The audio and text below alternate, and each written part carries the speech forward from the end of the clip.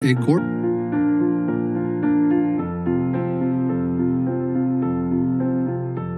Fourth grader Juliana Vicchio worked on drawing an owl from observation for this artwork. She focused on using line and pattern as well as colored pencil gradations.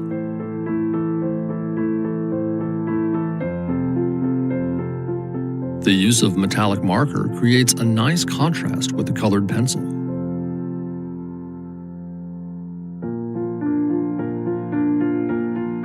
Juliana is a student at Jordan Springs Elementary School.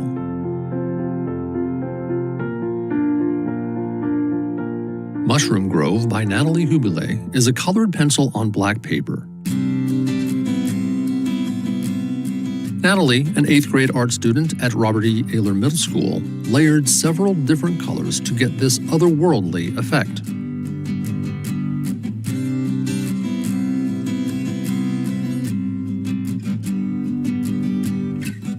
There are a few hidden surprises in her artwork, such as a stuffed bunny hiding amid the patterns.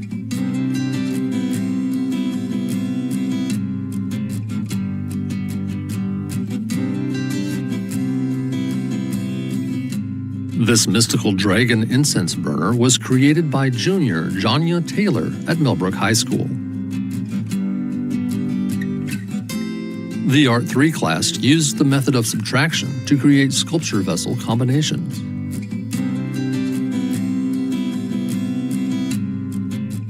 The details of the pieces were added with acrylic paint, lights, and moss. The light can be turned on while the smoke of the incense flows down the falls while the white dragon watches over. 3rd grader Cole Gore learned all about Heather Galaire and her folk art patterned landscapes. He created his own landscape and filled it with bright colors and patterns.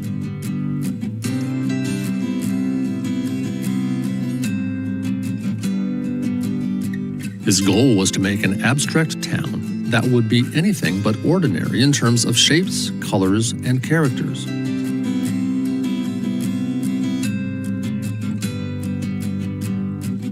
Cole is a student at Middletown Elementary School. This work of art, titled Dream Portrait, was created by 7th grade artist Jalen Grobner.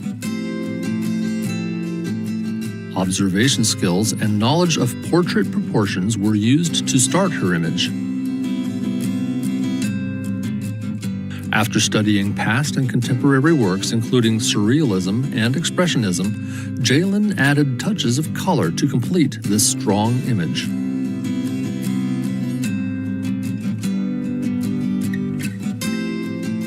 Jalen is a student at Admiral Richard E. Byrd Middle School. Yasmin Drons, a junior in the Art 3 class at Sharando High School, created this watercolor and pen drawing of the Blenheim Palace. Inspired by the architecture and using her knowledge of linear perspective, Yasmin first drew out the palace, carefully observing her reference photo. She then experimented with layering watercolor, emphasizing watermarks and textures throughout the work. Using a white gel pen and a variety of micron pens, she finished the work by accenting the structure and details of the architecture. 4th graders at Orchard View Elementary School used the creative process to create unique landscapes displaying depth, various tints, shades, intensities, and a pattern.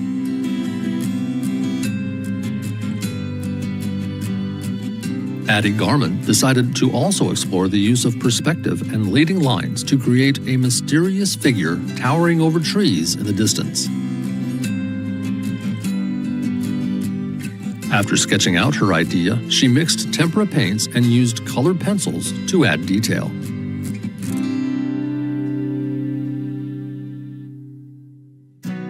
Seiso Arami created this digital art piece using the sketchbook program and the fountain pen tool.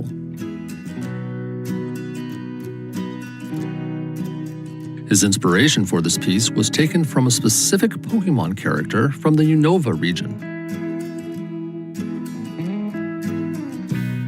His use of movement in his lines and bold choice of colors, along with the layering, makes this a very dynamic composition.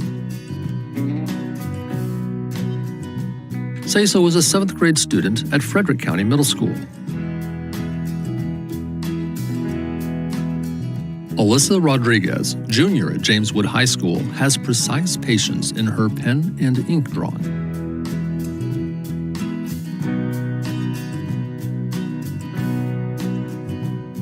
She uses a stippling technique to achieve all the values in her piece.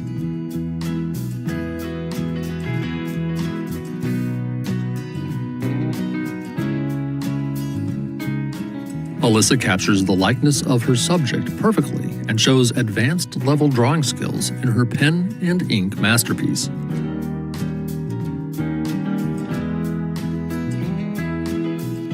Redbud Run Elementary School 5th grade artist painted monochromatic landscapes to show a feeling of depth or atmospheric perspective.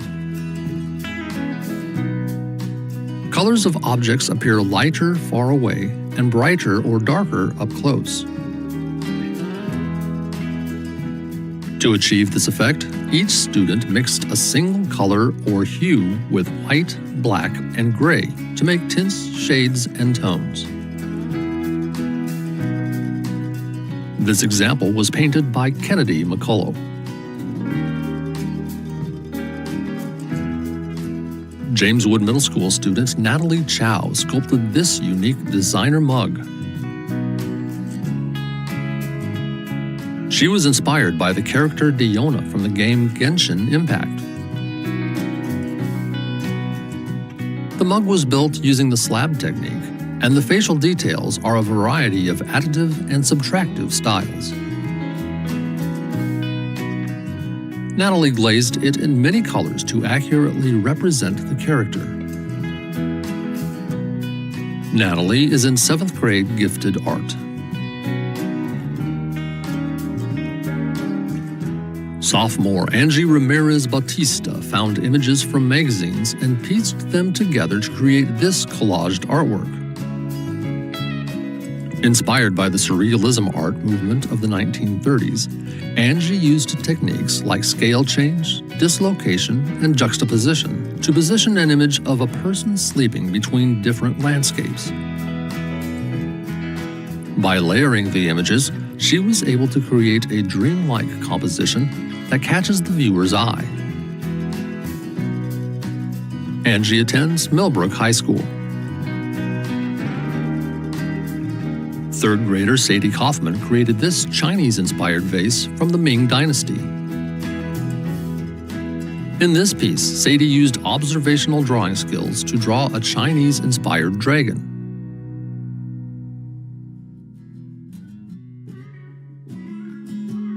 The vase was finalized with the trademark blue that was used by the artist of the time, along with tissue paper cherry blossoms.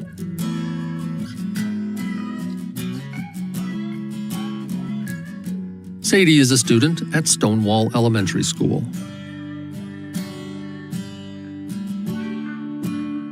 Superhero Debut by Tegan Cruz is a mixed media project where students had to create a superhero version of themselves.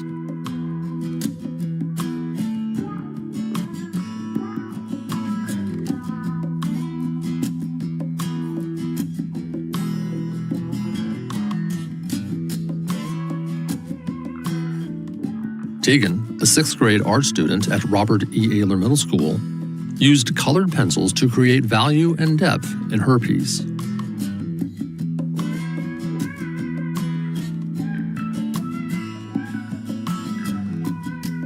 Sarah Carter, a senior at Sharando High School in the AP Studio Art class, created this work titled Fragile in response to a portrait exploring identity.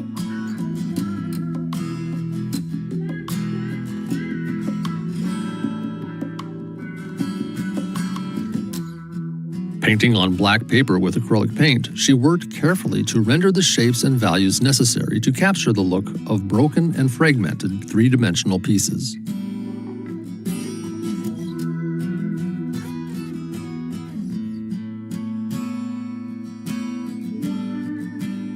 Frederick County Public Schools celebrates the arts throughout the year with a variety of art shows, concerts, and dramatic performances. Please join us in supporting our students in all their artistic endeavors.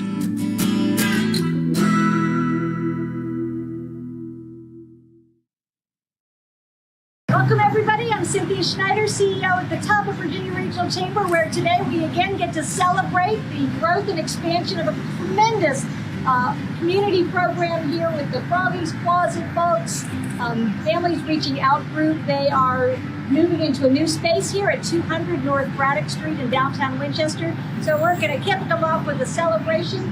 Got a board member here. John, would you please cut the ribbon? Indeed. We got a really big got a little help from your friends. Everyone sit. Right. And then Tina and you will share a little bit about your mission and purpose here. Okay, our mission statement is families caring enough to provide the basics and beyond that all children deserve. And what we do here is we help foster children, children at risk, and children in need with clothing, books, toys, diapers, anything they need, we have it. And it's all because of our amazing community that we're able to do what we do. Thank you so much for what you're doing. In commemoration of this special day, and thank you again for all that you do for the community. We appreciate you. Thank you.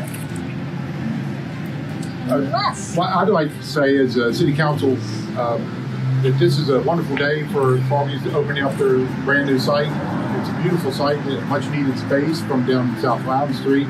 I remember when our son was the president of Interact at Hanley, he went to Froggies a lot to do different projects, and he enjoyed it. That was one of his favorite things, going down and helping Froggies. So this is exciting and a much needed organization for the city and all our kids in our community. So thank you.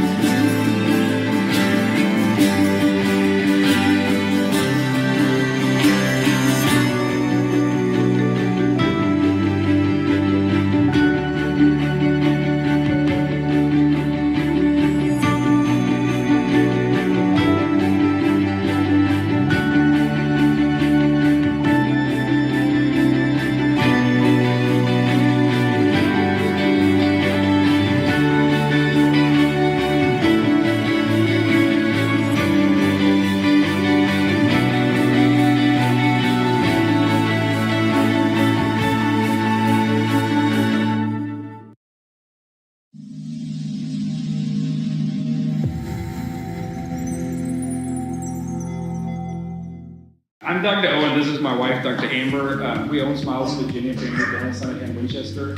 If you're looking for a new dentist, we'd love to have you as a patient. We've won Best Dentist in Town the last 3 years running from the Winchester Star Readers, and we're a very proud member of the Chamber of Commerce in town.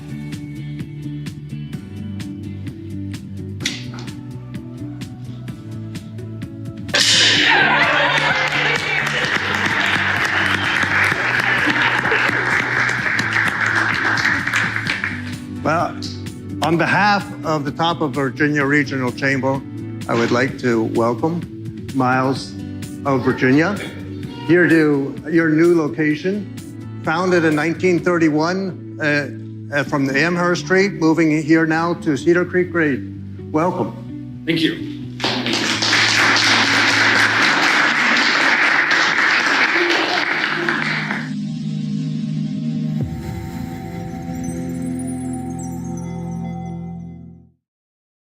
Welcome everyone to the top of Virginia Regional Chamber ribbon cutting celebrating the 90th anniversary of H.A. Funkhauser and Company. It's my privilege to be here today, especially to say congratulations to Bob Claytor and his family and his team. 90 years serving this community in this region with petroleum needs, food, fun. Thank you so much for all you do for us. The Claytor family has been tremendous supporters of the Chamber. They have supported our community leadership program for many, many years, often having the team a part of the program, really showing their employees how valuable they are to being leaders in our community at every level. So we want to celebrate today with a ribbon cutting. Bob's going to cut the ribbon and then tell you a little bit about his business and why we celebrate. So Bob, cut the ribbon!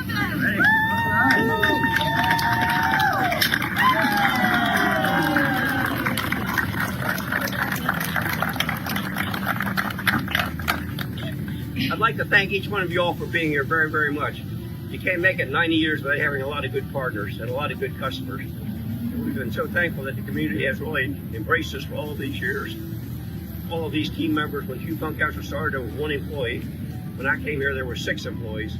So we've been blessed with a lot of good folks helping us out along the way. And all of these people behind me today have made it possible for us to still be here 90 years. So thank you very much. We appreciate your being here. We appreciate all these folks' hard work.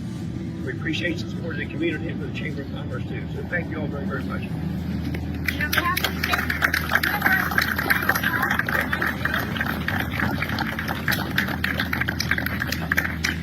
And then on behalf of the City of Winchester, we have Councilman Leslie here to have a few words as well. Congratulations. Bob, congratulations.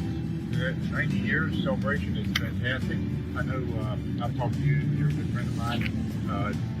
Growing this company, just what you said, from 6 employees up to what it is now, is a compliment to you and your family running it. I know you got petroleum products, the lubricant products, the Candy Bar brand, but you've been a big asset to not just Winchester City, but the whole community. So congratulations, and we appreciate it very much. Thank you.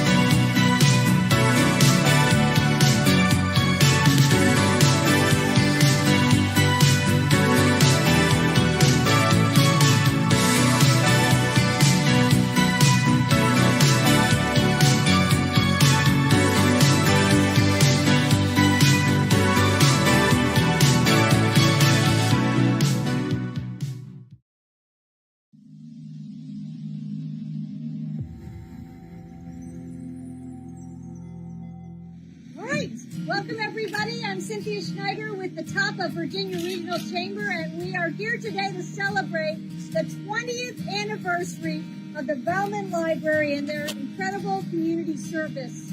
Thank you for being here today. I'm glad to be able to celebrate such an amazing organization and all the work that the Hanley Library System does in our community. I'm going to turn this over to Mary Anson to share a little bit about what's going on today. Hi, thank you so much, Cynthia. I'm so happy to be here, and I'm happy that all of you are here with us to celebrate the 20th anniversary of Bowman Library. And I am very happy to introduce our director, John Huddy. Let him say a few words. There you go. Thanks for coming today, and thank you to the Chamber for bringing this all together. And thank you for coming and doing the ceremony with us. 20 years ago, there was an idea, 22 years ago, 25 years ago probably, there was an idea to put a library here. The Bowman family and especially donated enough money to think this was reality. The citizens of Frederick County gave their money to make this a reality. We've been working over the last 20 years to make sure this library has been top-notch. It has been extremely well attended, and the building is built inside. The interior still holds up. It's dated, it's airy, it's spacey, it's beautiful. People love it. They love the parking, they love the location. It's tied into the lake. Everybody loves this place. I love bringing my dog outside, getting the material. So thank you to everybody who made this happen, and thank you for coming today. And for you, final note. So thanks to everybody, and let's celebrate this. Cut the ribbons. Cut the ribbon. Here we go.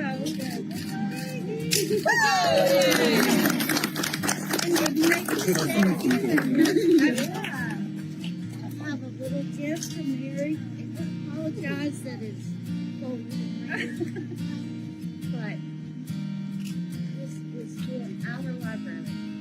Thank you.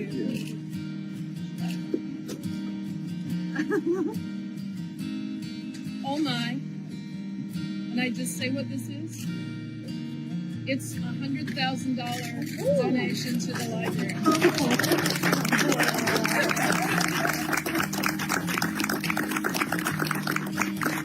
So you're gonna make me cry. Wow. Yeah. Part is what we all collect ourselves. What a generous gift. Oh my goodness.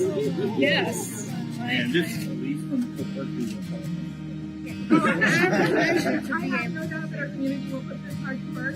Thank you so very much for your generosity and everyone for coming today and making a wonderful celebration and for putting the cherry on top of everything else here. Oh my goodness, yes.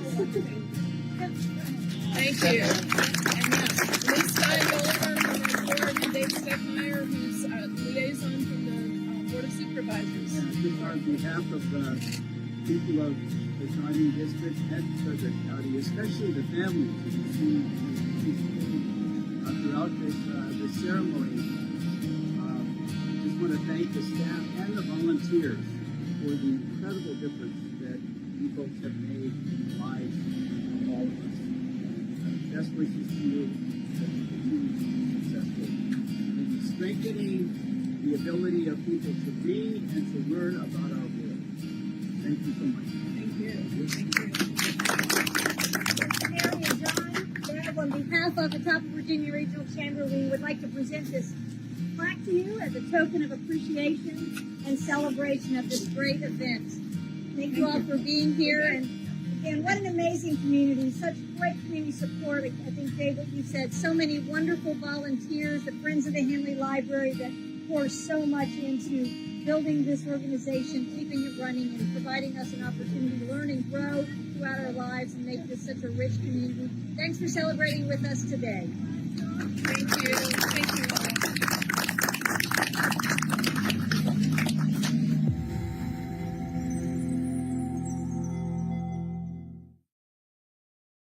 Hello, I'm Mike Cundiff. I founded Cundiff & Associates in 1980 with a commitment to excellence and personalized service.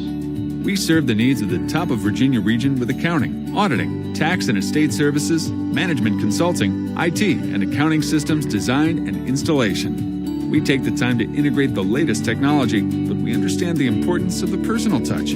Cundiff & Associates CPA, old-fashioned service, but with up-to-date technology.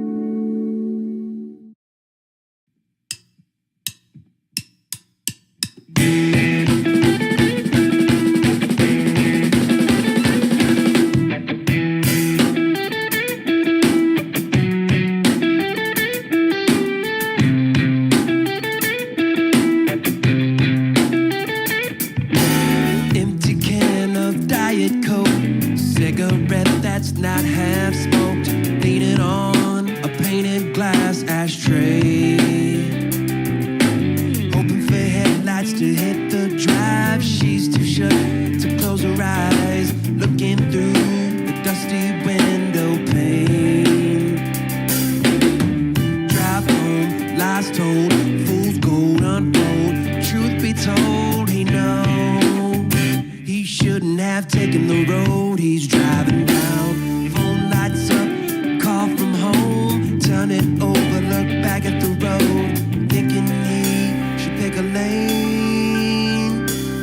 a lane.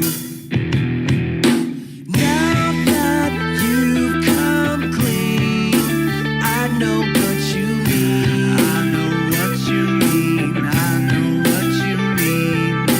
Now that you've come clean, I know what you mean. I know what you mean. I know what you mean.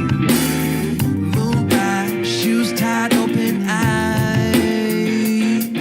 with his wicked walk through the white slab door. He thinks she don't know, but she knows.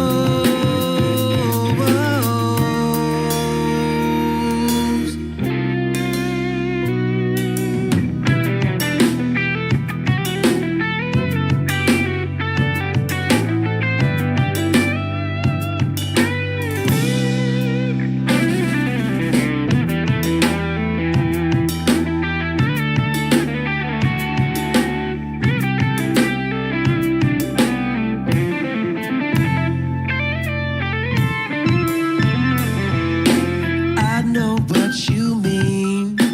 I know what you mean. I know what you mean. I know what you mean. I know what you mean. I know what you mean.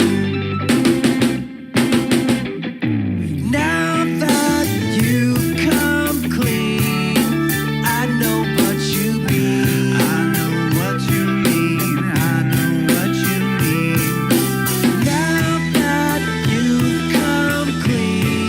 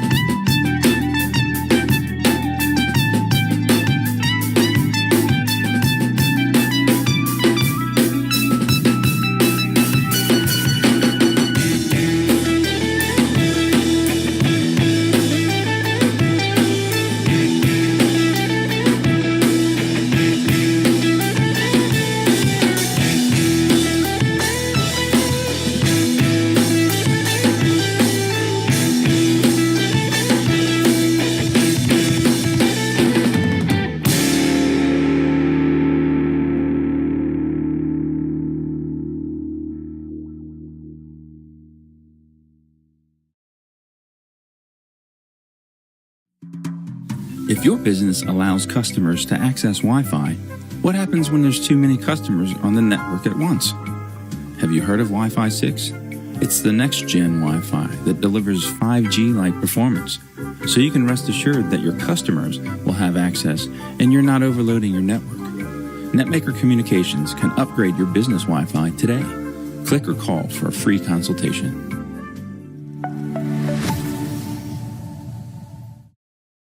Thank you all for being here. Thank you very, very much to Victoria Kidd, owner of the Hideaway, our beloved cafe, for allowing us to do this here. It seems like a wonderful place, an appropriate place for it. So it's been a while since we had the I Can't Breathe March in recognition of the tragic death of George Floyd. And thankfully, we haven't had that here. We have our wonderful law enforcement. We're so grateful to have the law enforcement officers. We have the organizations, our chief, our sheriff, and that we can all work together on issues like this and make the community, keep our community as safe as it can possibly be for everybody.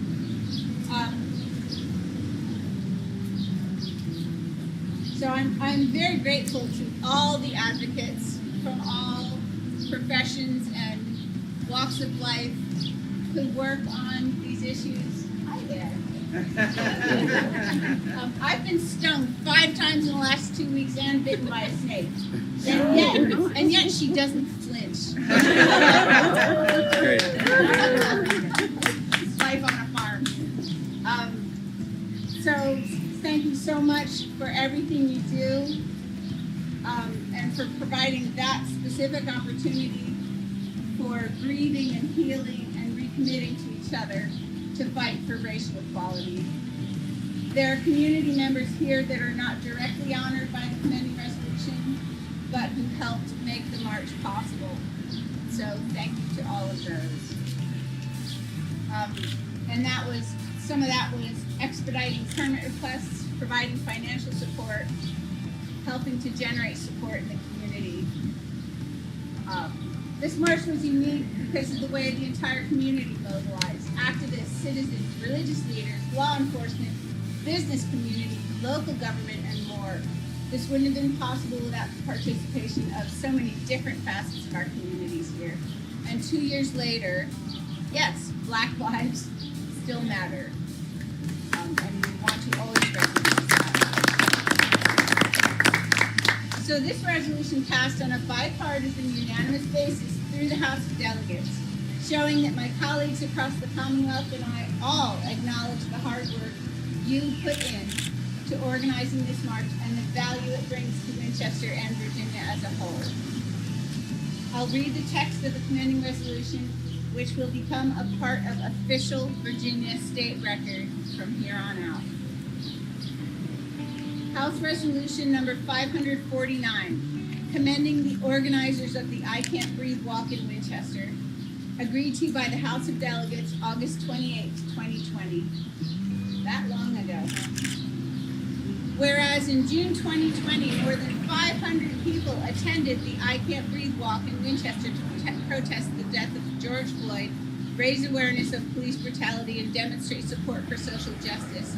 And whereas the I Can't Breathe Walk was organized by Terrence Wilson, Ashley Christine Adcock, Haley Arnold, Samuel Tanner, Latasha Doja, Victoria Kidd, and Andrew Mudd, and sponsored by Tina Stevens Culbreth and Rodney Culbreth, friends of the nonprofit I'm Just Me movement. And whereas the I Can't Breathe Walk began at the Shenandoah Valley Civil War Museum and proceeded through downtown Winchester. After the walk, more than 30 speakers, including religious leaders, elected officials, community activists, and local residents, addressed the need for police and societal reform. And whereas the I Can't Breathe Walk was attended by people of many races, creeds, and backgrounds and built a strong sense of peace, unity, and purpose. Now, therefore, be it resolved by the House of Delegates that the organizers of the I Can't Breathe event in Winchester hereby be commended for providing an opportunity for community members to heal and make their voices heard.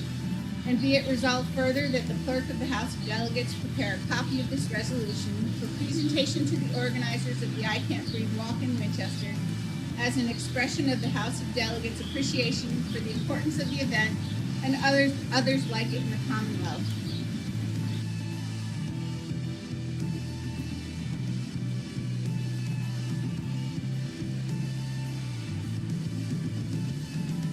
So I'm representing Tina today, so she had a whole list of things that she wanted me to say.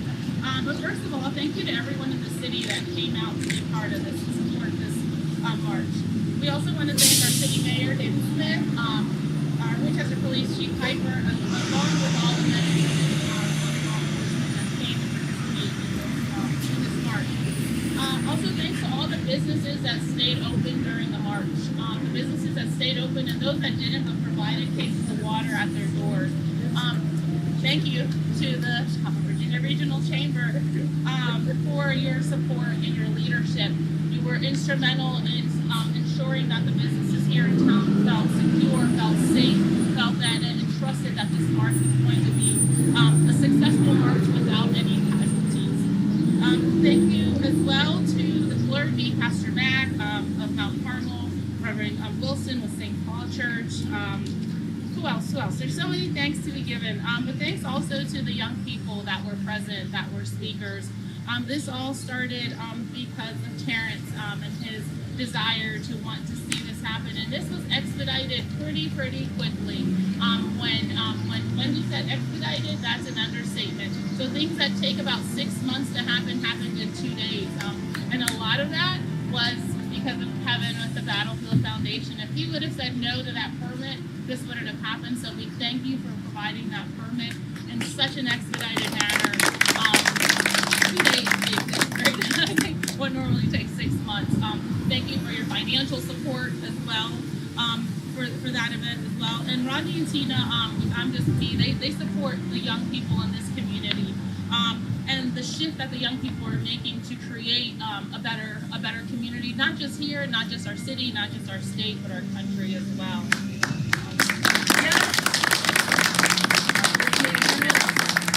And so at last, I just want to say that as you can see, it really took a community coming together, a community putting in all their effort to make this a successful march, a march where people could be heard, a march where people could let their hurt out. It's okay to be sad, and it was okay to hurt, and it was okay to scream, and it was okay to be upset, but also do it in a peaceful and classy manner that we did it here in the city of Winchester. And just one important piece that, we were just all very instrumental in mourning the death of George Floyd. And I also just want to say a huge thank you to Larry Gates. I know he is very excited right now, up in heaven, looking at us right now.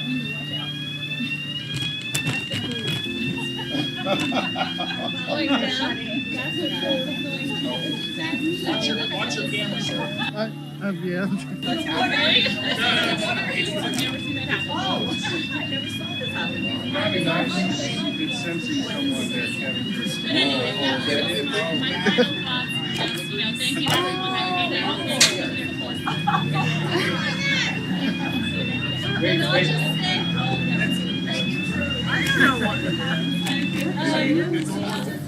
I'll just say that, yes, Tina wishes she could be here today, but she sent me and she sent Natalie, and Sheree is also on our board, I'm Just Me movement, and I have to say it was probably Tina's energy that absolutely busted through all the red tape that might take a while. So thank you to all the organizations that helped this expediting thing, and this is really exciting.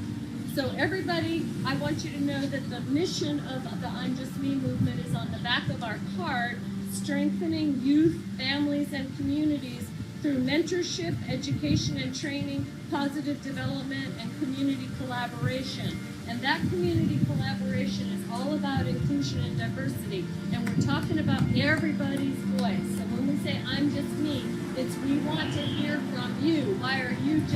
How are you just you, and how are you just you? And most of all, I'm just me because you are all my friends, you are all my cohorts, and we're all in this together to lift our voices about inclusion and diversity. So if you don't know about I'm Just Me, we have a great website, Sheree is in charge of our new logo. We have a new, very personalized logo. My old cards have the old logo, but we're into a new logo now. And we also have another group coming. It's called Triumph Over Trauma. And we're going to be one of 23 organizations around Virginia that are looking to build a trauma-informed community. And that just means that we're all aware of the role that trauma has played in our lives and other people's lives. And we realize that there's baggage over time.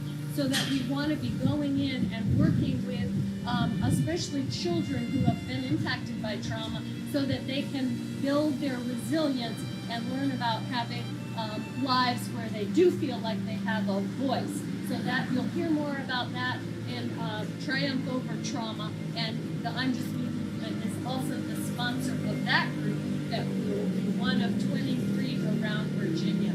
So please, if you don't know about I'm Just Me, we're a really important force in this community, and we're all about community collaboration. On the spot. Not necessarily. Because you're Anybody great can at do it, that. Latasha. You're great at that. Thank you everyone for coming. Thank you to all the organizers. We've been kind of MIA here in the city since the march, but I'm very grateful for all the collaborators and community organizations and businesses that help pull off this march in a safe manner and, like you said, in a classy manner, and definitely in the spirit of Larry Gates, who would have marched right along with us and keeps marching with us as we continue to shift and change our community to the best of our abilities for our young people and to have as much inclusion and diversity in our city council, and our school boards, and our churches, and in our businesses as well. So thank you.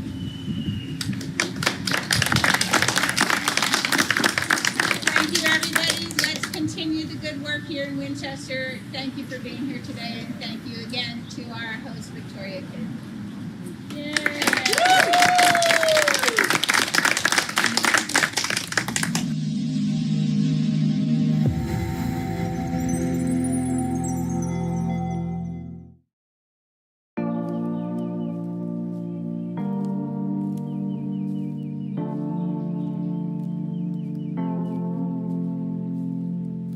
I'm Officer Angela Warfield.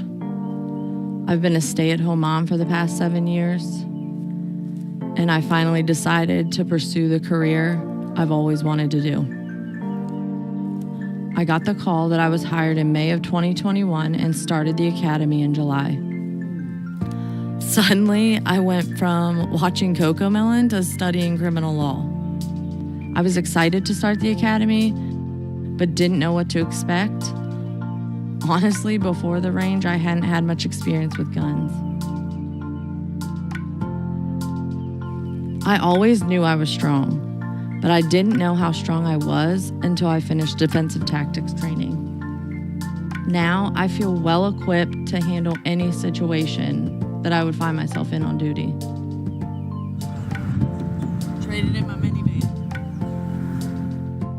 Driver training was definitely really fun. Definitely helps you feel more comfortable when you have to go fast, especially in the city. It's way different driving. I like being on nights just because the fact that I am a mom. I do have 3 kids. They are pretty young, so it still gives me the time to be at home with them. Not every agency has a lot of females. I think that's what really attracted me to Winchester Police Department.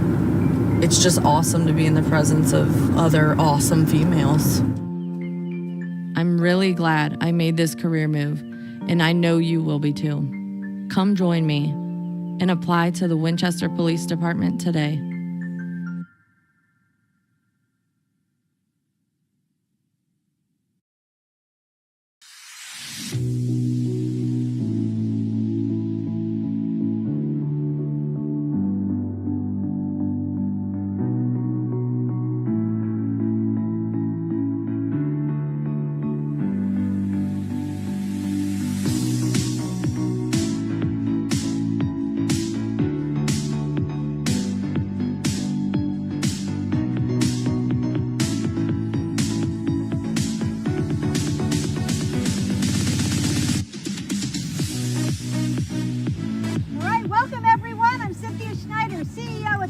of Virginia Regional Chamber, where we connect business and community resources for mutual success. And today, we're out here off of Airport Road celebrating Shenandoah Elevator.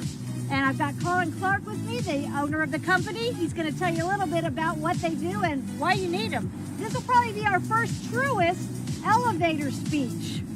Colin, tell us a little bit about Shenandoah Elevator. Well, we're a locally owned family business. We've been around for quite a while. We specialize in commercial elevators, but we do everything from elevators to stair lifts to scooters and lift chairs. So we have a wide range of stuff available for whatever you need for your mobility needs. And we have a great set of guys that work with us. We have very quality work, and its customer service is next to none. So, Colin, let's celebrate. Cut the ribbon. Oh, look at you. Well done. And on behalf of the Chamber, we want to just celebrate with you and the greatness of building your business here in the Winchester region. Thank you. Thank you.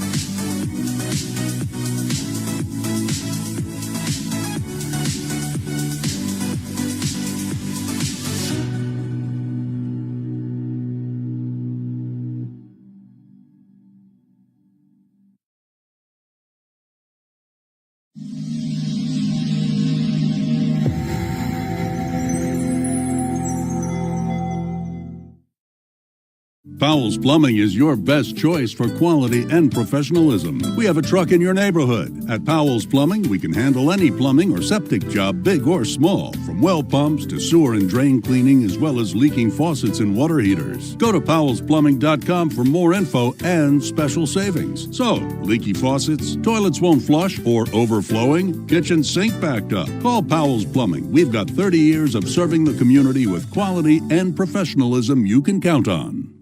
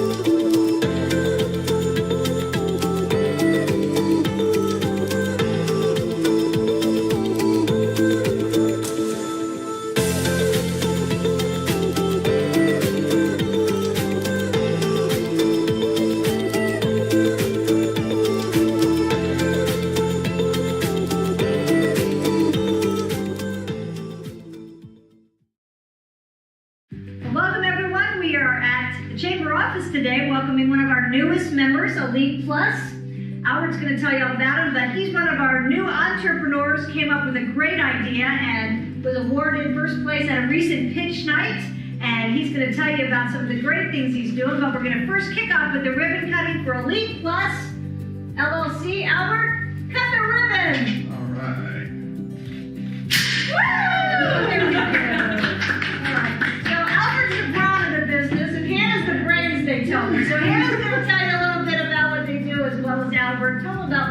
such a unique idea? We've been operating for 7 months. We wash out semi-trailers so they can go pick up at shippers with clean, sanitized trailers. Winchester is a huge thoroughfare for trucks. We have a large industrial section here, plus we're off 81. It is a main route for the big trucks that go up and down. We have a lot of shippers and receivers here that need the trailers clean and sanitized so they can reload it with their food, clothes, and anything else without it getting cross-contaminated. And we definitely would like to thank you all, and we definitely want to thank the chamber and all the members for giving us the opportunity to be here today. We're super excited to service the community, and we hope you guys give us a call. Look us up at Elite Plus. So welcome to the Chamber of Commerce. We're so happy to have you and excited for your new venture. If you need your truck cleaned out, you know who to call. Elite Plus. Thank you very much. You're welcome.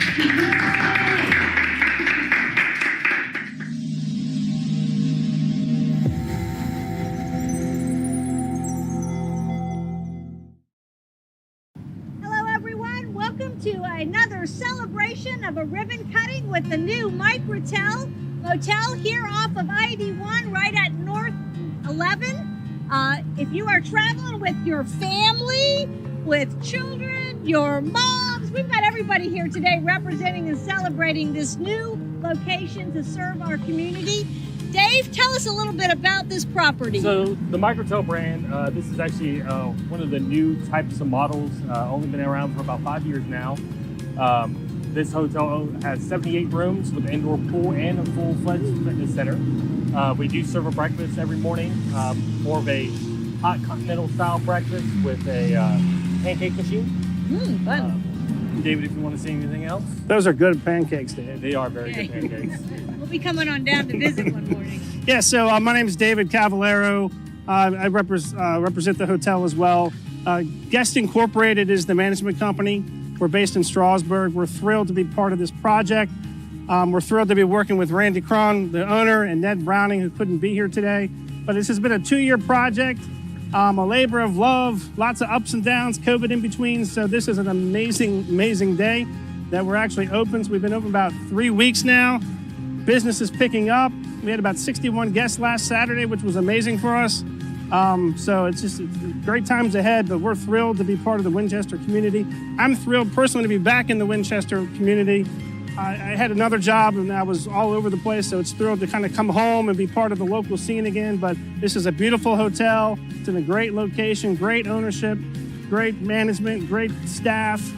You know, it's just, we're thrilled to be part of the community. As Dave said, 78 rooms.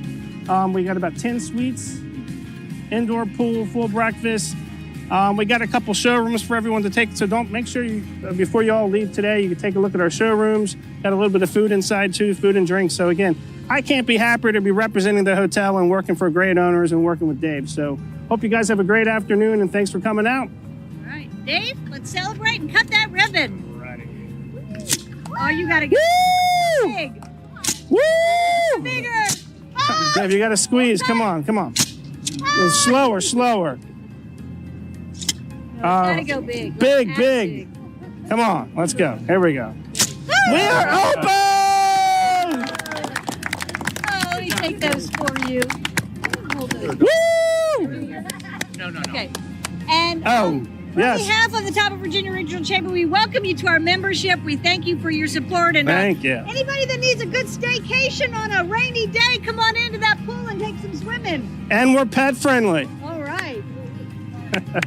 And Dario. Sure. Wait a minute. We're going to take a little break because there's more celebration to come. We just keep celebrating at the Microtel. Before the doors were open, they were already helping invest in the community and supporting some of the fun that goes on here. So we've got Dario Savarese with Full Circle Marketing representing the Shenandoah Valley Apple Blossom Festival today with a presentation as well. I'd just like to thank Mike Rattel, Randy, and David for supporting the Shenandoah Apple Blossom Festival. Last year we had an amazing festival. Hotels are a vibrant part of making the festival great because the Apple Blossom Festival is a homecoming of sorts. And we have thousands of people coming back to visit Winchester, see family and friends, and they need lovely hotels to stay in, to gather. And so we thank you for your support.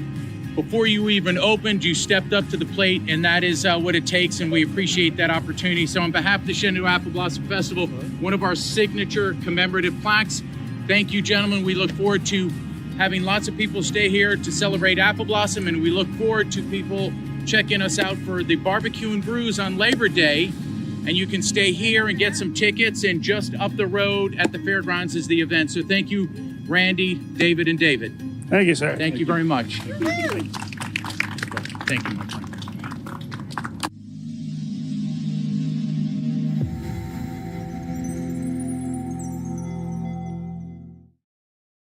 Well, thanks everybody for coming. I'm T.M. Dickinson. I'm from Winchester, Virginia. I grew up here. My parents moved here when I was 1. I graduated from Hanley High School. I used to go to Schollenberger's on the mall. That was my grandfather's favorite place to go because he came from Buena Vista, because you could go in and you could buy one screw or one kind of nut and get out of there. He loved that place. And I played baseball for Pepper's dad when I was probably 8 years old. But I've been living in Charlottesville for the last 20 years. When I graduated from Hanley in 1988, I went to Hampton-Sydney College. I came home after my freshman year. My brother's 5.5 years younger, and my dad said, "TM, I love you. You're my oldest son, but you can't come home anymore because it's a great big world out there, and you're not setting a very good example for your younger brother." So I took off, went to California that summer, and I haven't lived in Winchester since. Reside in Charlottesville now. When I graduated school, I went to work for a wireless telephone company. And back then, that's when we used phones to talk on them. And you had them installed in your trunk, and they were $1,000. And I did that for 12 years. I traveled all over the United States. In fact, in the first 11 years, I moved 7 times. We were living in Little Rock. Got a call. They said, "TM, we want you to move back to Virginia to run the Virginia, West Virginia, and Kentucky markets for Alltel. You can live in Virginia Beach or you can live in Charlottesville." And I said, before they even finished saying Charlottesville, I was like, "I'll live there." That was close enough. And so I started working there for a couple of years, got the call to move back to Little Rock, which was 1,000 miles away from my parents here. And they were we were having children. And my boy's mom said something to me that really resonated. And she said, "TM, you're from somewhere, you know, and I'm from somewhere." She's from Charleston, South Carolina. She goes, "I want the boys to be from somewhere." So I left a career working for a very large company that expected you to move pretty frequently and went to work with a small startup company, or not a startup company, small business in Stanton, Virginia called Specialty Blades. They've been around about 20 years. They were doing $14 million a year. I was there 16 years. We grew it to 105 and sold it to private equity in 2018. In 2018, I expected that what I was going to do is just wait for the next flip, you know, hopefully be 53, ring the bell a little bit and stay on. But something happened. I don't know, I'm looking around, it's happened to somebody. I turned 50. I was an empty nester and I was single. And I started to really evaluate what I wanted to do in my second act professionally. And so in the middle of COVID, I left the blade company and went and started my own practice as a fractional vice president of sales. I was betting on a couple of things. I wanted to work with businesses that were below 50 million because I loved that when I was with Specialty Blades. You could be nimble, you can make a lot of changes. I figured that sales issues, and predominantly sales management issues, were a bit industry agnostic. And I also didn't want to live on an airplane. I was talking to Bobby, I would travel 150,000 miles a year. Despite having manufacturing in Stanton, Virginia, and 4 other US-based locations, none of my customers were close by. And I made the decision at the time to kind of do that. So I started Catalyst Sales Performance really to work with small business owners, because one of the things that I'm seeing is a lot of founders will start their business and they get pulled into areas of it that they don't particularly like, or they're not particularly good at. And especially if it's a technological company, sales and sales management is one of those things. You know, they say all the time that sales is a bit of an art. Sales management is more of a science. You know, it's about following a process. It's about making sure that you've got measures in place and you're looking at predictive measures rather than things that are retroactive. I've worked in 5 engagements. I've worked with the sign company we talked about, my friend TJ Ronayne at Gropin. I did some work with him. I've worked with an architectural components company called Gaston and Wyatt that does custom millworking, and they also sell Marvin windows and fixtures and things like that. I work with another blade company in York, Pennsylvania, which also has a sawmill component. And then I've worked with 2 design and construction landscape companies, one in Lynchburg and then another one also in Lancaster, Pennsylvania. So, but today what I want to do is just a quick background about me. I thought that what I would just provide a little content. This won't take very long. If you have questions or you'd like to make comments, I'd really appreciate it. I may call out, say, hey, do you have this issue? But I definitely want to be sensitive to your time. I know that we've all got things that we need to do. So, a lot has changed in the last 2 years. You know, we've got situations where we've got artificial intelligence that overhears what we say, or I think what I think sometimes because it shows up on my phone now about where I want to go.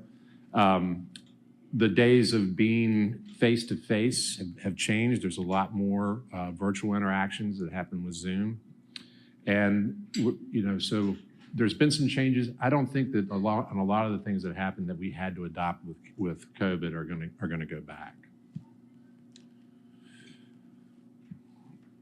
We were talking a little bit about supply chain issues, and particularly as it relates to chemicals. The saw business, I will tell you, we make bandsaw blades that are used for these huge lumber mills in the Pacific Northwest. The lead time on the material just to make those blades is now 60 weeks. It used to be 12. So you can imagine, you know, we're all dealing with this disruption. A friend of mine that's also in the industrial coating business that does paints for water towers and sewer pipes, he was saying, you know, just getting the chemicals he needs to make his product. He's taking orders. He's getting orders, and his biggest issue is not getting orders, it's being able to fulfill them. And his business has grown, he's 3rd generation, it's grown 30%. And a lot of it is because people cannot find the supplies that are coming in. Anybody having staffing issues? That's right. It's probably the biggest call yet. Yeah, it's crazy. It is one of these things where we have thrown, and it does, and we need to figure out what it is. It's, you know, $22 an hour for unskilled labor in Lancaster, Pennsylvania seems like a pretty good gig. For a long time, we couldn't get anybody to find it. So we had to get creative about where we go to find the people, and in particular, finding people that are the right cultural fit for us, somebody that has a hardworking background. You moved out here to the Clearbrook area because of the workforce and the labor force that you can get. So there's lots of challenges that are happening there. Sales practice changes. We'll talk a little bit about the Zoom meetings and things like those types of items. You've got issues where clients don't want to see you. In the blade business, I was the last person in Medtronic because I was in there for a meeting, and then it came across the wire that we were going to shut down for 2 weeks. And now they have not gone back. My friend runs supply chain for Medtronic and up in Massachusetts. He's moved to Maine. He's still going to do the same job, but he doesn't want to see the suppliers. If they want to see him, they schedule time on Calendly. They hop on a Zoom call. That's the way they're doing things right now. And obviously a lot of growth challenges. Some of it is I've got more orders than I can fulfill based on supply chain. Some cases I've gone through the Great Resignation and I don't have people that want to work. So I, as a small business owner, am working an extraordinary amount of hours and really not paying attention to the more important roles that we have in life, which are outside of work. I'm a firm believer in that. So value-based selling is the new norm. So I'm 52. I got my first sales job. They sent me to Raleigh, and I went through sales training where they talk to you about you've got to create the need. You've got to go and you've got to create the need for the customer to buy this $1,200 phone that goes in the back of their car so they can stay connected. Things are really different now, you know. Now it's about finding pain points. And then the other thing that's really interesting is about 90% of the purchasing decision is made before they ever contact you. They're looking at your LinkedIn, they're looking at LinkedIn, they're looking at your reviews on Google, they're looking at your website. And in order to prompt them, they know exactly what they want. So what we've got to do as organizations is really understand what their main issue is, and then how can we provide a solution to that. Does everybody know what is your unique selling proposition at Sullenberger? Because I love your place. I go there. You're the only place on earth that has 410 shotgun shells right now. I would say it's our knowledge. Yeah. Our customers expect us to know how to do whatever they're trying to do. Right. And if they have a question, you know where to direct them. Right. I started to think about that for me, and I mentioned it in my introduction. I paid consultants a whole lot of money in my career, and this is a reflection on me. We would sit there and we would create these wonderful documents on everything that was great. We would shake hands. I would stroke them a check. I would take that binder and stick it right on the shelf, right? And then when things hadn't improved 90 days later, it's like, I can't believe we paid that consultant all that money. So I started to think about a different approach. I like longer engagements. I like ones where I'm going to work with the client for a year, make recommendations collectively on what we're going to do the heavy lifting. Because the reason I'm there is because the owner might not be great at sales or sales management. They're better in other parts of their business, and that's where they need to be functioning. I take care of that. I also have some skin in the game. I bet on the success. So 50% of my fee is fixed, 50% is based upon us hitting hitting deliverables that pays out my variable component. And those are kind of my differentiators, I would say, a little bit. I mean, I have lots of experience. Consultants are a dime a dozen. But and then I hire my replacement is really the biggest thing. You know, making sure that I identify that we've got the right people for the right positions, that they get the job, they want it, and they have the capability to do it. So that's my unique selling proposition. I would encourage you all, if you haven't done that work, is think about what separates you as an insurance agent in your business, or as in the hardware business, or in selling the chemicals. Some fascinating stuff we were talking about that Era Green does on removing rubber from airports. I mean, runways, who would have thought? But you got to have it, you know? Our needs love peanut butter Lego. Yeah. So think and make sure you're informing your customers about what's different about signs. You know, where they can go to other places and get it. I mean, why should they come to you? You know, and you don't want it to be price, really. You know, you want it to be service related, or you want to differentiate yourself among the competition. So that's trend one. That's been going on for a while. Trend two, this is interesting for me because I'm so old school. I love being face to face. I still travel Lancaster every 2 weeks and spend a few days with the people. I have counterparts of mine in DC that won't take an on-site engagement. Their thought process is, I could be more effective. I mean, I lose 10 hours of windshield time every 2 weeks to go do that. What they want to do is they want to be on a call with the owner and working with them that way. That's kind of here to stay, but it's tricky. You know, I like to read body language. Most of the communication that you do is nonverbal. You know, you've got to be able to identify that. How do we do that across a video conference screen? You know, how do we make sure we're capturing attention that way? So we mentioned a lot of prospects don't want to or don't need to meet in person. Training for employees, reading body language, I mentioned. How to give a great presentation. This is not an example of that. How to prospect, to make sure you're keeping them engaged. And I'm going to go to another slide. If you all have not read Integrity Selling, it's by a guy named Ron Willingham. I'll tell you a little bit about what we do in the engagements I'm working with. Typically, there's not a sole decision maker, especially if you're doing B2C types of sales. We won't take a meeting at the landscape construction company unless the husband and the wife or the partner is there with them. And the reason being is they're never the same person, right? They're usually somebody that is a talker that wants to just tell you about everything they want to do. And their counterbalance is somebody that's a controller. That's like, I've got $100,000 to spend and that's it. Or I've got a due date that's coming up that we've got to hit. And if we don't have both of those decision makers in, and we don't speak to them in their language, whether it's virtually or in person, we don't have as much success. And so I've never read a business book that couldn't have been a great Harvard Business Review article. You know, they're always a little too long for me. But this is one of the things that I took away. It's looking at behavioral types, and it's from Integrity Selling. I encourage you guys to take a look at that and to get your sales team to really buy into it, because I'm finding that this is very, very true.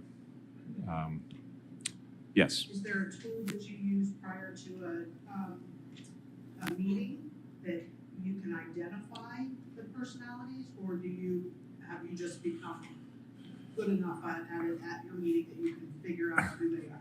When I start a new employee, they have a cheat sheet in the back, but it's really based on the conversation and the body language, and you'll get to see it. Or when you vet them over the phone before you have the face-to-face, you can pick up on some cues that might be happening over the phone. Or you can even pick up cues that are in the emails that are written. They can be a little more misconstrued, but typically verbally you can identify who these folks are.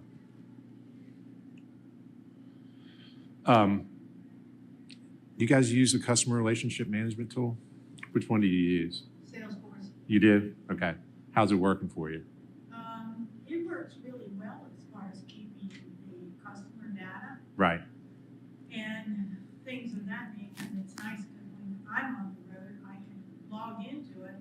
If a meeting gets canceled at a location, I can pick 10 other locations in that region and go see them. Right. You know, so I like Salesforce. Is it tied in with your ERP system, or is it separate? Okay, that's the key, right? Especially if you're in manufacturing, having it tied in with your ERP system. At the Blade Company, we didn't, and it was a bit like having a Formula One race car that fired on one cylinder. You know, it's got super capability. It can be overkill for a lot of small businesses. HubSpot, in some cases, you got to watch it. It's free until it's not. There's a few other ones that work pretty well, but I'm going to hop out of here and just kind of show you the CRM that I'm using, if I can get it to pop up.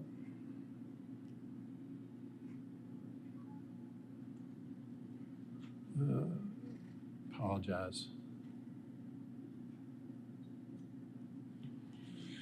So, and I'm, Bobby, do you do stages too of your opportunities?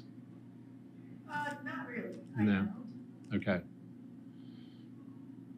Sorry. I think we have a different type of end product, so you wouldn't go through that. Yeah, this is my dashboard. And you could load in prospects. We'll talk about you can use this.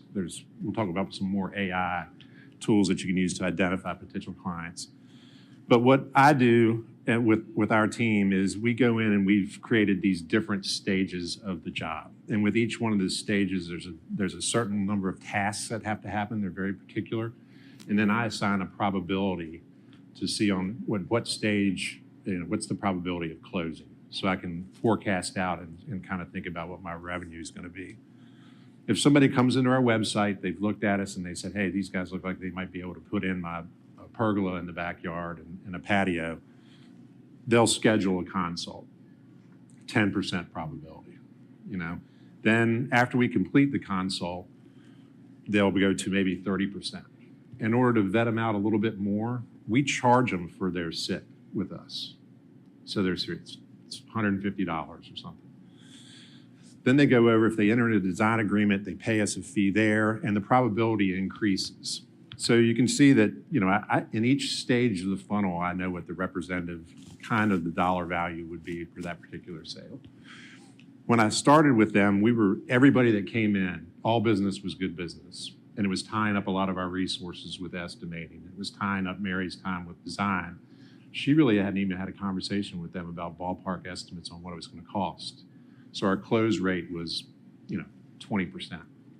Our close rate now, because we're doing a better job on the front end with the resources that we've had for a year, has gone north of 50%. So we're happy about that. If you use there's plenty of CRM tools, lots of them. Salesforce it's tied in great with marketing. It is super robust.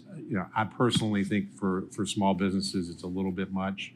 But if you're not using the CRM, I would encourage you to start doing that just so you can track activity, you know. Do you feel like it's the system itself that made the difference in that percentage of 50%? The key with any of those, You're kind of catching them. They're booking this, right? The Yeah. customer's doing it, so you're catching them when they're interested. that's right. And we'd say we're going to get back to them within 24 hours. The key with this tool is adoption. We had Salesforce and I had 50 users that never touched it. It was a huge expense. They're engineers and they were just like, we're not doing it. It doesn't apply to us. It was like, well, it helps us on the sales side. But you have to be able to adopt the tools and recognize what the tasks are in each one of the stages in order for it to be successful. Let me see here.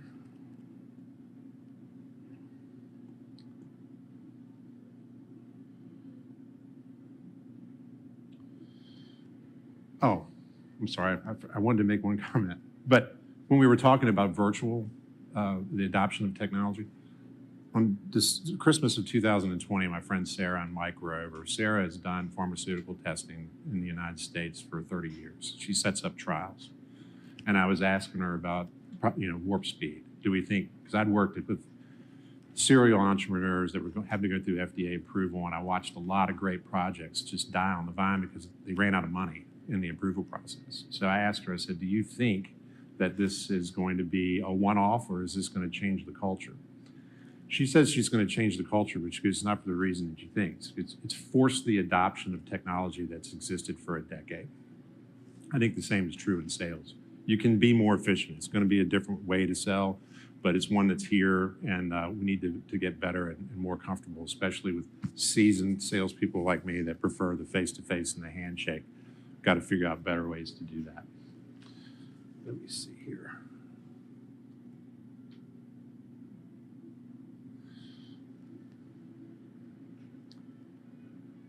Fourth trend is AI.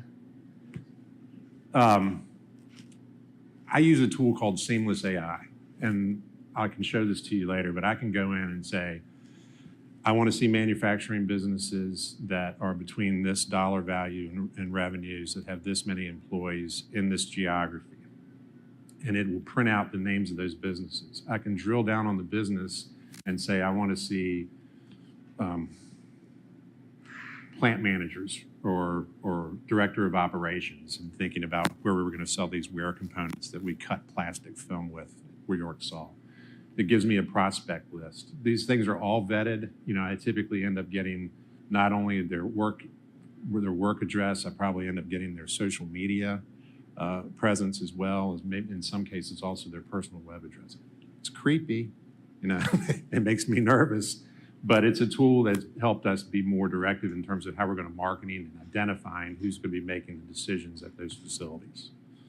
I think when I talked to you at the open house, you said about 50% of your business is it's more than that now, it's residential. Yeah, 50% For 50 commercial and then 50, yeah. If you wanted to make a push into the other 50%, and let's just say in a different geography, let's say that you wanted to do something that out in Clark or maybe out in Loudoun County, make a push there to supply contractors or whatever. You could use a tool like Seamless AI to evaluate it.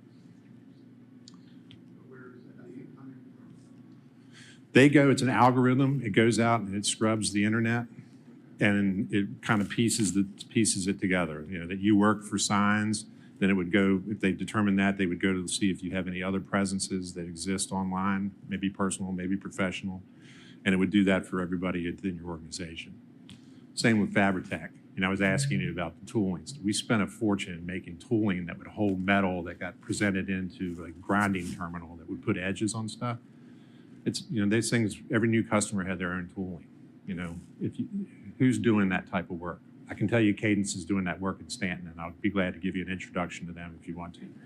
But there's plenty of other people that exist up and down the valley that are doing that work, that need, laser drilling or laser welding or Swiss turning, those types of things. And using that tool to identify it it's been pretty helpful for us. The other one, this is crazy. I have a friend of mine that does what I do in Cincinnati, and he uses a virtual assistant You know, one of the things I think about is what do I really like to do in my business and what I don't like to do. The marketing piece is tough for me. I mean, it's just not something I love to do, but I have to do it. And he has been able to use his virtual assistant just to go in and find articles that post on LinkedIn that ultimately get his readership up. He's gone from 1,000 people to 10,000 people that subscribe. It's $300 a month. He just sets a cap on it. It's what he pays this lady. She's really good at social media. Sean is not. You know, she can go in and make comments. You know, if you on LinkedIn, you can't just hit the like button. The algorithm likes you to type something or to forward it. She does that work for him. She's US based out of Atlanta, and that's a tool that he used that's worked really well for him. And I've investigated that as well. Do they have, through Fiverr, don't they have some third-party kind of ghostwriters or marketing? Yes, can do blogs. It's probably a little bit more affordable than a monthly $300. Yep, exactly right.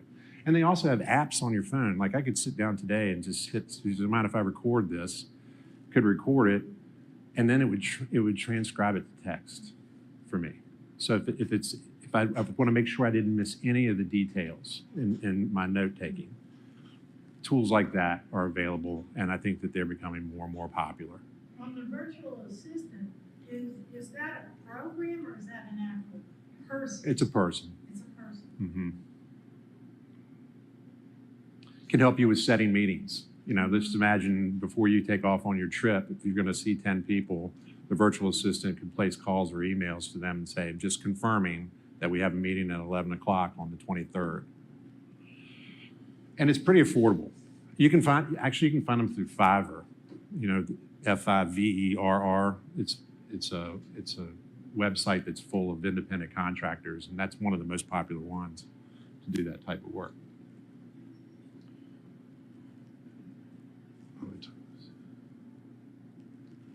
And we kind of covered this.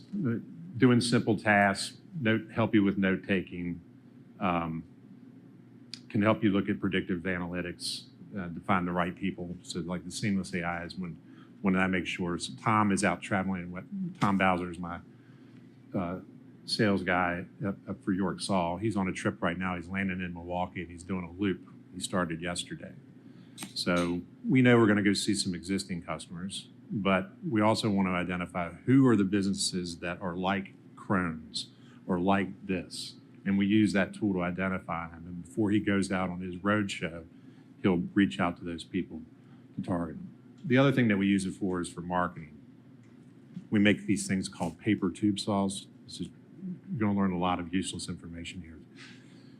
You know, like wrapping paper or any sort of craft paper that you might wrap packages in that you ship, it all has a hollow tube, right? Those are really regional businesses because they can't ship that paper very long because the tubes will get crushed. So there's lots of these people that exist in region to region. The biggest one is a group called Sunoco. They're in Hartsville, South Carolina. Hartsville has one stoplight. It's a $45 billion company. And so they have 80 plants in the United States. We're in the Jackson, Tennessee facility. We want to find out who these other people are and who has the same title as the person we're working with in Jackson, Tennessee, and get them a mailer out that says we're approved supplier of paper tube saws for Sunoco. So those are the types of things that you can do. You can be very, very targeted. The days of chasing smokestacks, if you're doing industrial cleanup work, or just looking and saying, well, there's an airport, there's a municipal airport, an FBO here I need to go see. You can go to one place and figure out exactly who it is that you need to talk to there rather than making a cold call. It's a different kind of cold call, but it's not one that puts you in the car and out there with them. Hiring quality sales talent. We've talked about this being a gap. Making sure that people can do virtual phone calls, do these Zoom calls. The other challenge is, and no offense to our younger people that are here, I have a 24-year-old son and a 20-year-old son. Their friends don't know how to talk to people, right? They're much more comfortable in being able to communicate my thought, this stands, there's not going to be any back and forth via text or via email. than they are in having a 5-minute phone conversation. We may find some middle ground there, but I need to figure out how to adopt technology that's going to better suit younger clients for me, and they've got to do a better job of figuring out what works for them talking to other clients. Again, going back to the behavioral model. So that is a real challenge. Having a good recruiter is a good thing. Having a good connector in your community. Hope McCutcheon is in Charlottesville, Virginia. If you just, I'm connected with her. She knows everybody. I mean, she's not a recruiter, so to say, but what she likes to do is to put people together. Having that kind of network, relying on your clients, I would say we ask our clients all the time, do you know anybody that would like to work on the construction crew with us? And I thought, well, these are people that are spending a couple $100,000 a year, or not a year, a couple $100,000 on a project. They're not possibly know somebody that's going to work for $18 doing an install. I was wrong. They know the type of business that we are. They know the type of work that we do. They've engaged with our employees, so they know the professionalism they have. And we have a lot of success in placing people, even ones that we have to train on how to run a machine or get their CDL license so they can run some heavy equipment. We've had a lot of success that way, so I would encourage that as well. One that I never really thought about, but it's one that's worked pretty well for us. And then the last one is really about outsourcing. We've had fractional CFOs, we've had fractional CTOs. I was hoping that Les would be here today. We've had fractional chief marketing officers that have worked in small businesses for a couple of hours a week or maybe a couple of hours a quarter to kind of get them on the same page. We have fractional sales management. So if you find that you're in a position where I just can't really relate to salespeople, I don't know how to motivate them, or I have an engineering background and I don't know how to interact with these. There are resources that are available for somebody that can come in for a fraction of a full-time cost that can help you get up to speed into even if you've got to hire your first salesperson. I've done Gropin Signs. The CEO was the chief salesperson. He's got 1,000 other things that he needs to do rather than going out and trying to drum up business. Especially when you start talking about, I want to have an exit strategy in 10 years. I want to sell the business. Well, I had to look at him. I go, you can't. You are the business. He's working 80 hours a week. He's about to be a first-time father at 43. And he's just gotten kind of screwed up. So he's got to build his team out. He's got to find somebody that's comfortable in handling the large relationships, prospecting for new business. So we put some things in place that could help him do that so he could adopt the CEO role. And the benefits are you can hire those people without having to pay their health insurance benefits. I would tell you that if I talk to most owners, I'll ask them, what do you want to do in the next 2 years? And they always, in terms of revenue growth, they say, I hope to. What did Red say in the Shawshank Redemption? Hope is a wonderful thing, but it's not a sales strategy. We've got to think about what we're doing. And lots of times they would rather have somebody, they'd rather delegate that and elevate it someplace else. And there's close to 200 of us that are in the United States. We're all sole proprietors. We work all over. I mentioned I work in Pennsylvania, but I could work anywhere in the United States now with this virtual model. So I would look for those, or virtual assistants, looking at Fiverr, trying to help somebody do your marketing campaign. Yeah, I'm having a piece of marketing material for that Sunoco blade produced for me for, I think it's $25 an hour. There's nobody on my team that can do that. I could go to an agency and it might cost me 10 times that much. But there's lots of independent contractors that are out there that can help you in your small business in all different facets of it. So those are the top 6.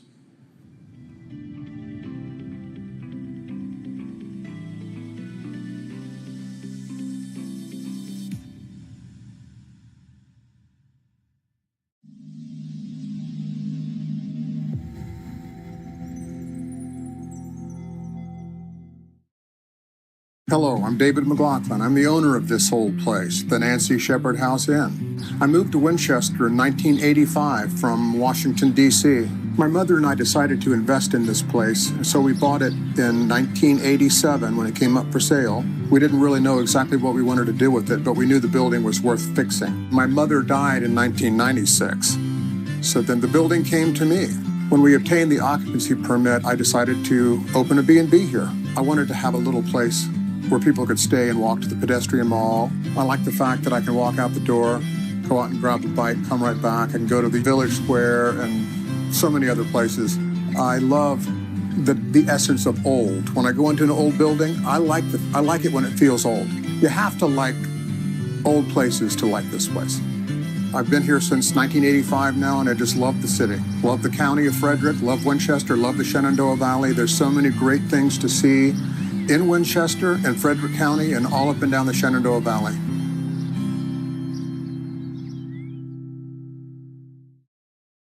So I encourage you. It's a great course. I'm a little biased. We have one coming up in September. Several folks in this room actually attended it, and we're lucky enough to have a graduate that's going to kind of talk about the course. David told me I'm trusting, so I have no idea what he's going to say, so I'm going to introduce him as one of the brightest individuals I've ever met in my life.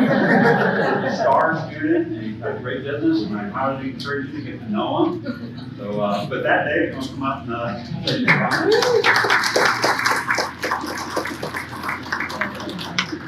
It is kind of funny. Vanessa singing to me a couple of weeks ago said, you speak about this course. I'm like, sure, no problem. Carrie says, hey, I appreciate you doing it. And never once did they ask what I was going to say. Hey, I'm David George. I'm credit officer for the Bank of Clark County here in Winchester and Virginia. I'm just going to share a little bit of a story regarding the business leadership program. So early in January, my executive vice president calls me into his room. He says, hey, the chamber's putting on this business leadership program. So if you'd like to support the chamber, if you'd like to send somebody to this, which is like, yeah, here's some information. Let me know what it wants. So, all right. So let me give you a little background on my leadership experience. I was 8 years in the Winchester Army National Guard. Started off as a private. My time was done, I was a first lieutenant. So I had a little bit of leadership experience there. My civilian career, I'm 25 years in the financial services industry. Started off entry level, several management and upper management, whatever positions. So, I'm thinking one day a week, for the next 4 weeks. Not really feeling it. I really need another great start. So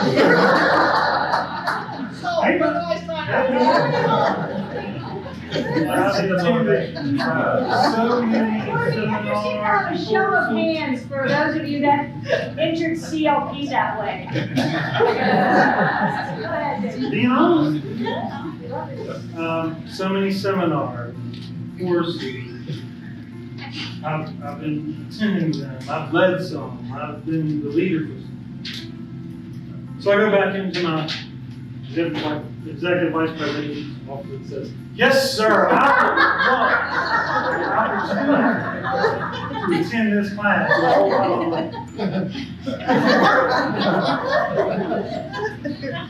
So fast forward through this whole program. I am here to tell you, I was wrong. Way wrong. Not even in the same vicinity of being right. This program was unreal. Like nothing I had ever experienced before. Darkus is here, Vanessa, Cynthia, they were all graduates as well. New concepts, thought processes, new ideas. It is upper level stuff. But it was phenomenal. Mental models, leaps of abstraction, ladder of inference, emotional intelligence, life buckets, leadership styles, positional versus personal, the importance of your story, the importance of everybody's story. And I'm just touching a little bit. It was fantastic. The course has business and personal aspects to it. How you relate to people at your job, how you relate to your spouse, how you relate to your children, how you relate to your fellow employees, self-improvement. I truly, truly am thankful that I took this course in technology. Never stop learning, never think you know it all, because I never think I knew it all, but I think I knew enough. Wrong. I recommended it to my HR department, I recommended it to the president of our bank, I would certainly recommend it to you if you have the opportunity. Thank you. It was phenomenal.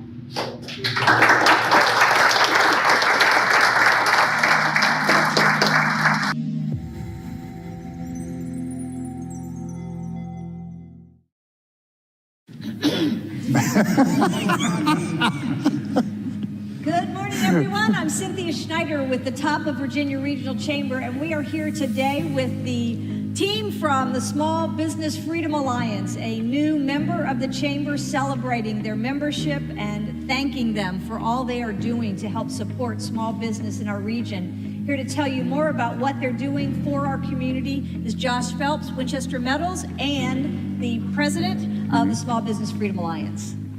Thank you, Cynthia. Thanks for your support. I want to thank the Chamber for their support almost from day one of us kind of getting started. The Chamber's been there as a supporter and partner, so we thank you for that, certainly.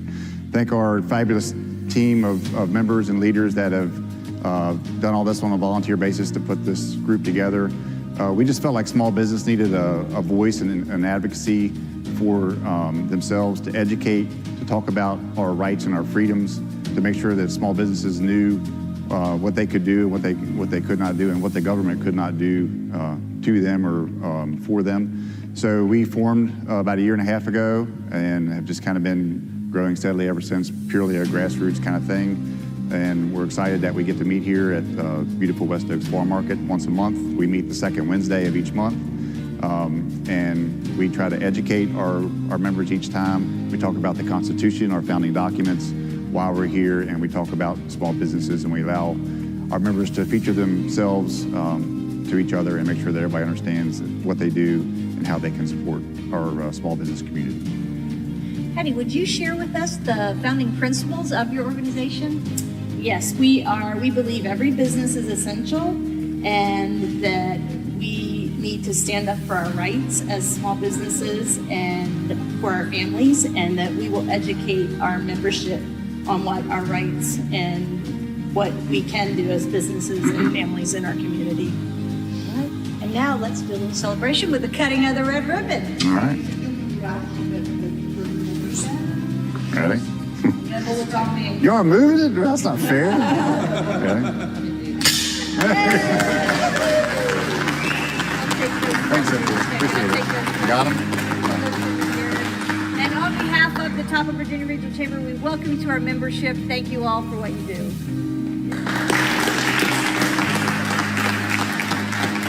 Thank you. Appreciate it.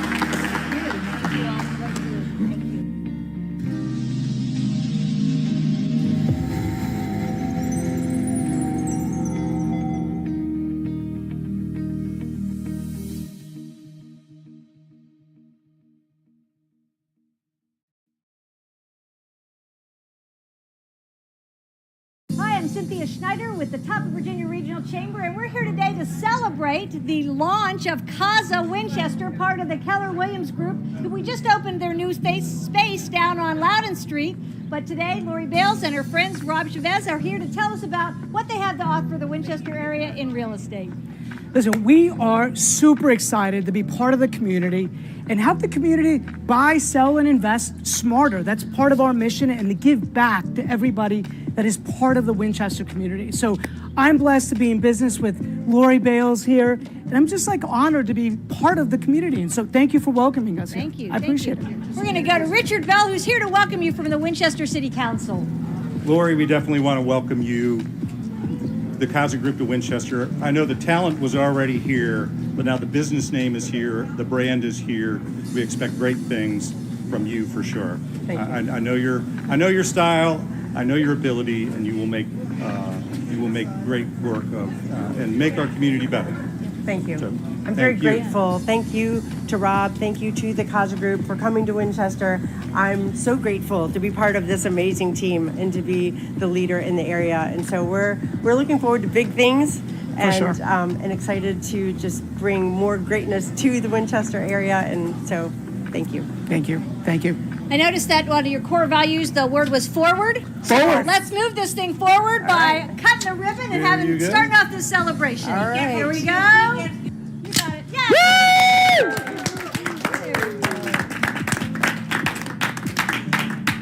Awesome. On behalf of the Top of Virginia Regional Chamber, we welcome you to our membership. Hope you can display this proudly in your office. Welcome. Thank you. Thank you.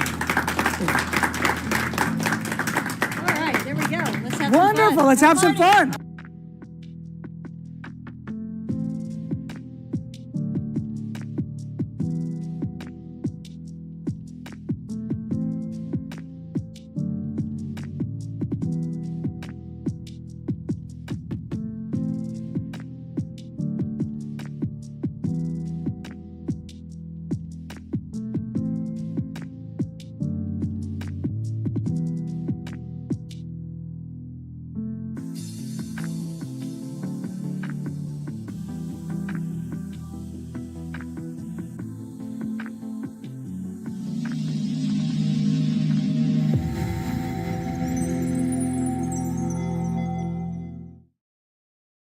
Hello, everyone. I'm Cynthia Schneider with the Top of Virginia Regional Chamber, and today we're here on Braddock Street celebrating the 1-year anniversary of Celebrities Hemp Agriculture LLC and Smoke Lodge. It's really exciting to be here. We were neighbors for quite a while when the chamber was over on Loudon Street. Really proud of what you're doing and really excited to have you really educate the community about who you are, what you do, and why you do it. So. All right. Well, that's Okay, you guys, my name is Marcus Shelton. People call me Boo. That's my nickname since I was a kid. I am one of the CEO and owners and founders of Celebrities Hemp Dispensary and Smoke Lodge. And this is my beautiful other half. This is Muffin. Hi, everybody. We are growers, processors, packagers, and distributors of all natural hemp products. That's who we are. We grow, process, package, and distribute all natural organic products with no pesticide sprays and no chemicals. All natural. We have the real medicine right down here, 326 South Braddock Street.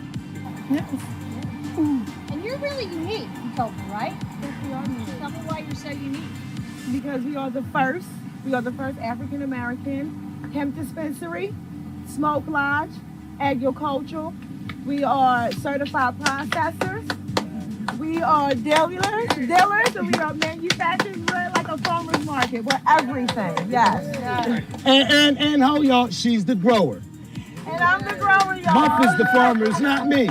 Muff is the farmer, Muff is the grower, not me. So come on down, visit them, get an education. But for the meantime, we're gonna have a little celebration and. I get to cut it. Cut it, baby, cut it. Right step back. I'm right here. Good. Kisses right here. All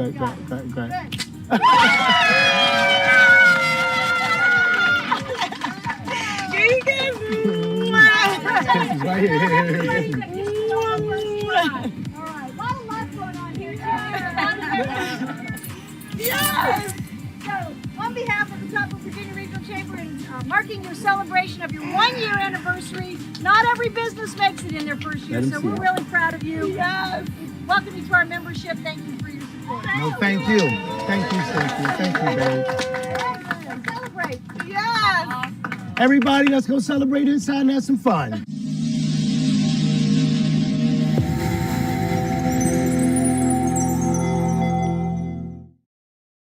Today for Blue Ridge Hospice Thrift Store. Really appreciate you coming out.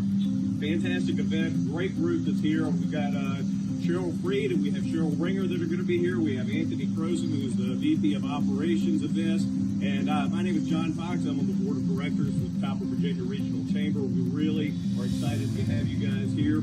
Always a great value add to the community and just really, really happy to have you guys here. What you do is fantastic things.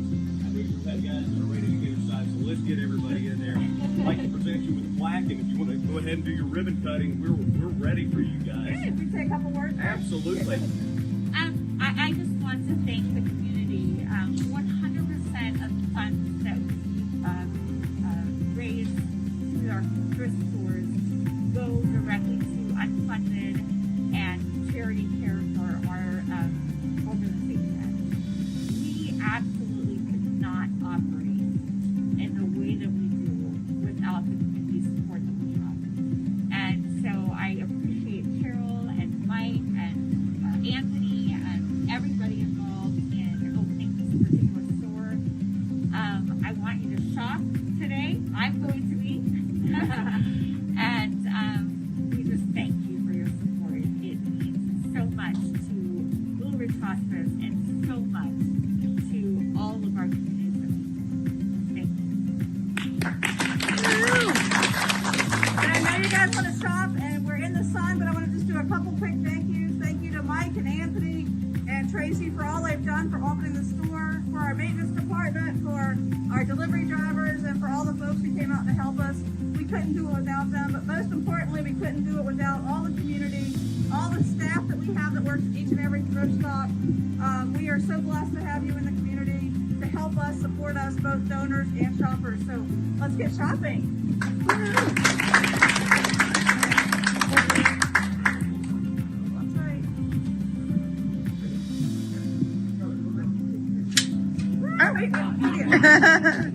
Pull it tight.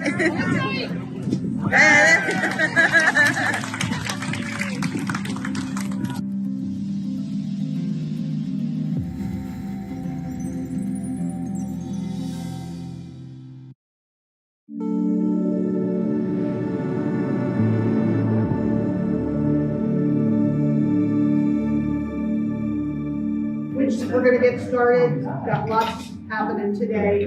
So this is our CEO, Cynthia Schneider. She's going to introduce Miss Sierra. Hope you enjoyed your lunch. If you want dessert and coffee, get that before Sierra starts talking. Well, welcome to all of you. I am thrilled to be here today with you. It's always good to refresh our goals about this time of the year when we need to start thinking about next year. So it's a really good time. I applaud all of you for being here today. And Sierra is a master at helping us see the purpose in our lives and how to live out that purpose. Sierra was our roommate at the Chamber of Commerce last year. We loved being together. I'm really proud of how brave she's been. She saw that she wanted a career change, and she had been a teacher. And so what you'll see today, she really brings a wonderful asset of how to teach and how to really make these goal-setting concepts come to life for you because of her background in the classroom. And so she took this brave step of learning new things and became a John Maxwell certified trainer, and then started her own business, Sierra Learnership Collaborative. It's been 2 full years now, right? 2 years, about our 2-year anniversary. So I'm gonna let her tell you a little bit more about herself and all her credentials and what she's gonna bring to you today. But please welcome Sierra Collins.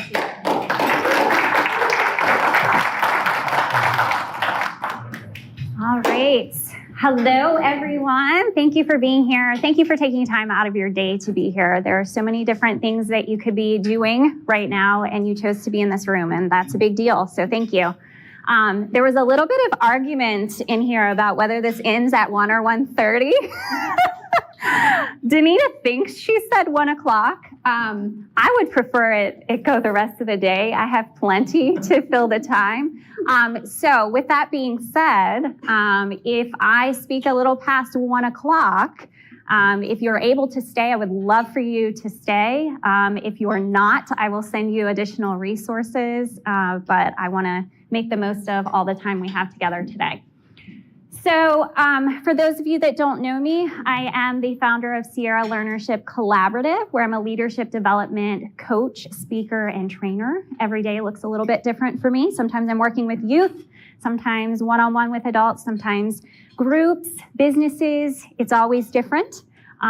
It's been a really exciting shift for me from education. It was a little scary to think that, I went straight out of school, got my master's in education. I knew exactly what I wanted to do. And then things just changed for me over time to really focusing on leadership. And this just seemed like the logical next step. It fit nicely into my life. And I found that the skills that I learned while I was teaching for those 10 years have come in handy in working with adults as well. You guys are not that different from my students, but it has come in handy over time. I do have a quick announcement. Some of you might not have heard this because you haven't seen me in person in a while, or today's the first time we've ever met. But I have been growing my team, and I recently added Lisa Talbot to my team. So my vision for the business when I started was to be able to have an impact on other leaders and other people who consider themselves to be lifelong learners. That's kind of my obsession, is just growth and lifelong learning. And when I met Lisa, she fit so naturally into what that vision was and what I was already doing. It was just the perfect opportunity to expand my influence and continue impacting more people. So I'm excited that she's here. I think this is the first time you've actually been in the audience of anything that I've done. So thanks for being here. You guys are gonna love her. If you haven't met her yet, you need to have a one-to-one and learn more about her. So, icebreaker. Literally picked this picture at 4 o'clock this morning. It caught my eye. You've already met the people at your table, hopefully by this point. Maybe you sat with people you didn't know. I hope you did. But today's icebreaker, very quick. I just want you to turn and talk at your table. When I chose this picture, it's because I was thinking, why are you even here? Why did you choose to be in this room today? Like, did you really think about what you were getting yourself into? What's your purpose? What's the outcome you're looking for in being in this room today? And if you could just no more than 15 seconds or so each, just go around the table and share what you hope to achieve by being here today. Go ahead. Probably like